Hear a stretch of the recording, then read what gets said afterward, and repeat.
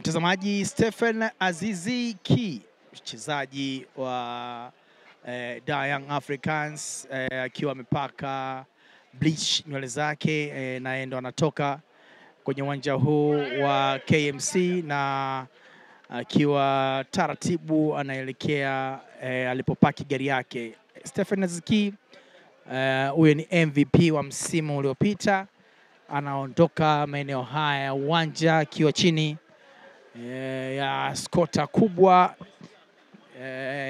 ya makomando wa klabu ya Yanga. Unaweza kuona hicho unachokiona mtazamaji, katika